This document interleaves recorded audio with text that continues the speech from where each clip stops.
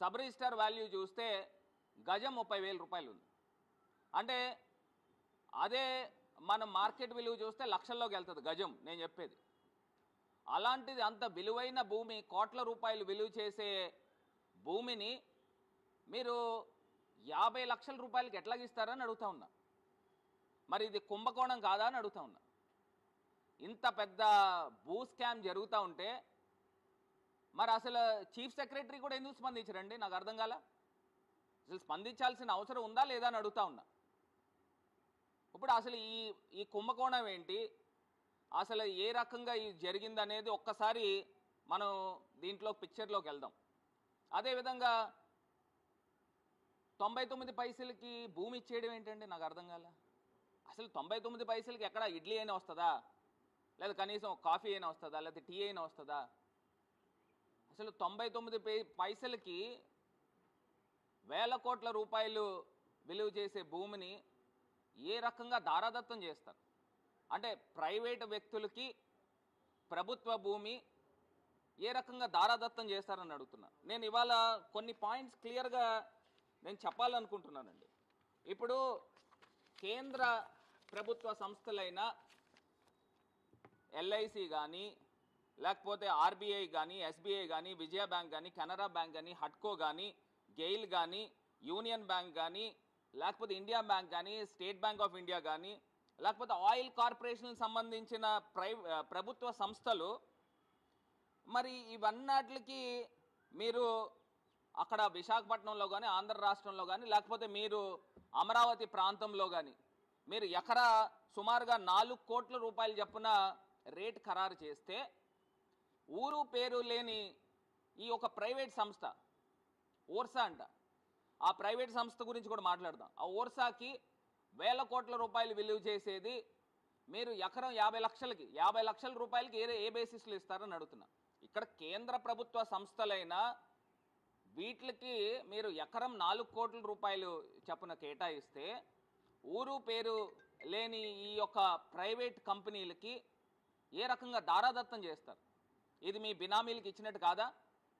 అసలు దీని చరిత్రలోకి వెళ్తే ఒక్కసారి ఇంకా ఇది కాకుండా చివరికి దేశ రక్షణ వ్యవహారాల్లో అత్యంత కీలకమైన ఇండియన్ ఆర్మీకి సైతము మీరు ఎకరం 1 కోటి రూపాయలకి కేటాయించిన సంగతి మర్చిపోబాకండి. ఇండియన్ ఆర్మీకి సంబంధించి మీరు ఎకరం 1 కోటి రూపాయలు కేటాయిస్తే ఈ ఓర్సాకి 50 లక్షలు, అందులోనూ వేల కోట్ల రూపాయలు, సుమారుగా ఇవాళ మార్కెట్లో విలువ చూసుకుంటే 3,000 కోట్ల రూపాయలు ఆ యొక్క భూమి విలువ ఉంటుంది. దాన్ని మీరు 56 ఎకరాలు దారాదత్తం ఏ రకంగా చేస్తారని అడుగుతున్నా. ఇది కాకుండా ఐటీ పార్క్లో 3.5 ఎకరాల స్థలాన్ని ఎకరం 1 కోటి రూపాయల చిల్లరకి ఏ రకంగా ఇస్తారండి? ఇప్పుడు నేను ఒక ఐటీ కంపెనీ పెడతాను, నాకు ఇస్తారా? ఐటీ కంపెనీ, నాకు చాలామంది ఫ్రెండ్స్ ఉన్నారు, ఇస్తారా? ఎట్లాగా ప్రభుత్వము ప్రజల సొమ్ముని ఏ రకంగా అన్యాయంగా, అక్రమంగా ఈ రకంగా చేస్తారని అడుగుతా ఉన్నా. ఇంత దారుణమా? అసలు ఇప్పుడు దీని యొక్క వివరాల్లోకి వెళ్తేనండి, ఈ నారా లోకేష్ గారు, అసలు ఈ ఓర్సా కంపెనీ ఎప్పుడు స్థాపించబడింది, దీనికి నారా లోకేష్ గారు ఎప్పుడు అమెరికా వెళ్ళాడు, ఈ ప్రమోటర్స్ ఎవరు, దీని గురించి కూడా ఒక్కసారి మాట్లాడదాం. ఇప్పుడు చంద్రబాబు నాయుడు గారి పుత్రుడైన ఎలక్ట్రానిక్స్ మినిస్టర్ గారు, IT electronics minister Nara Lokesh గారు 2024 అక్టోబర్లో అమెరికా వెళ్ళాడండి. లోకేష్ గారు అమెరికా వెళ్ళంగానే ఆయన ఆర్టిఫిషియల్ ఇంటెలిజెన్స్ గురించి వీళ్ళకి సంబంధించిన ఛానల్స్లోనూ పేపర్లోనూ వార్చేశారు. పుంకాలుగా కథనాలు కూడా తీసుకుని వచ్చారు. ఇక్కడ నేను చెప్పాలనుకున్న అంశం ఏంటంటే, అసలు ఈ ప్రమోటర్స్ ఎవరైతే ఈ ఓర్సాకు సంబంధించిన వ్యక్తులు ఉన్నారో, ఎవరు ఇందులో డైరెక్టర్స్, కౌశిక్ పెందుర్తి ఎవరండి, ఈ సతీష్ అబ్బారి ఎవరు, వీళ్ళకున్న ట్రాక్ రికార్డు గురించి కూడా ఒకసారి మాట్లాడదాం. ఫస్ట్ ఈ లోకేష్ గారిది కంప్లీట్ చేద్దాం. ఇప్పుడు ఈయన అమెరికా వెళ్ళాడు. అమెరికా వెళ్ళిన తర్వాత ఇన్ని వేల కోట్ల రూపాయలు చెప్తున్న ఈ యొక్క ఓర్సా క్లస్టర్ ప్రైవేట్ కంపెనీకి సరిగ్గా 2 నెలల క్రితం 2025 ఫిబ్రవరి 12వ తారీఖున ప్రారంభం అవడం ఏంటి? ఇందులో ఏదైతే ఈ యొక్క డైరెక్టర్లు ఉన్నారో ఈ డైరెక్టర్లు 2024 సెప్టెంబర్ 27 సెప్టెంబర్ 2024న ఇది రిజిస్టర్ అయింది. దీనికి అనుబంధం అని చెప్పుకుంటున్న సంస్థగా ఇండియా ఓర్సా క్లస్టర్ ప్రైవేట్ లిమిటెడ్, ఈ సంస్థ 19 ఫిబ్రవరి 2025లో రిజిస్టర్ అయింది. దీనికి ఇవన్నీ కూడా ఏంటంటే లోకేష్ గారేమో అక్టోబర్లో ఆయన అమెరికా వెళ్తాడు. ఆయన వెళ్ళిన నెల రోజులు తర్వాత వీళ్ళకి ఒక కంపెనీ ప్రారంభం అవుతుంది. ఈ కంపెనీ ప్రారంభం అయ్యి ఈ కంపెనీకి వేల కోట్ల రూపాయలు భూమి దారాదత్తం చేస్తారు.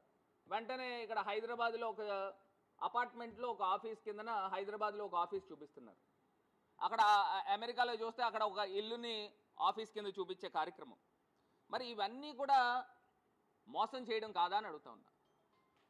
ఇంత దారుణంగా ఇంత నిస్సిగ్గుగా వ్యవహారం చేస్తూ మరి ఇంత దారుణమైన అంశం గురించి ఎందుకు ఈ ప్రభుత్వ పెద్దలు మాట్లాడట్లేదని అడుగుతున్నా. దీని నుంచి స్పందించాలి కదండి. ఏ బేసిస్లో ఈ భూముల్ని అన్యాక్రాంతం చేస్తారు?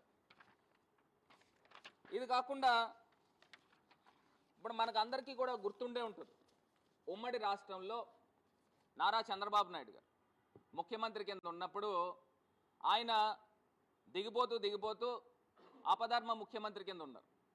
అపధర్మ ముఖ్యమంత్రి కింద ఉన్నప్పుడు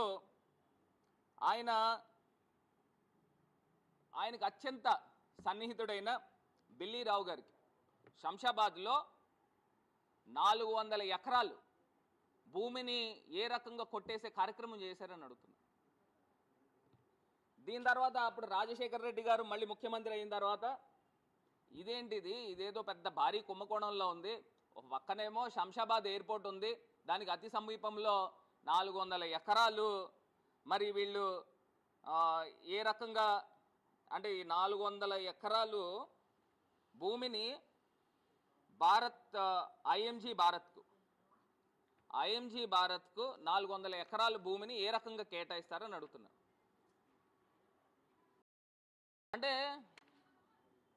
దీని తర్వాత హైకోర్టులోనూ ఏ రకంగా జ్యుడిషియల్లో ఏ రకంగా భూమిని మరి న్యాయస్థానం కాపాడిందో ఇవాళ ప్రజలు ఎవ్వరూ కూడా మర్చిపోలే. ఇంత అన్యాయంగా ఇంత అక్రమంగా మరి భూములు కొట్టేసే కార్యక్రమం చేస్తూ ఉంటే ప్రభుత్వ పెద్దలు మరి మాట్లాడాలి. ఖచ్చితంగా మేము డిమాండ్ కూడా చేస్తూ ఉన్నాం. ఇవాళ దీనిపైన ఒక జ్యుడిషియల్ ఎంక్వైరీ జరగాలి. ఈ యొక్క భూ కుంభకోణం పైన పూర్తి స్థాయిగా సిబిఐ ఇన్వాల్వ్ కావాలి.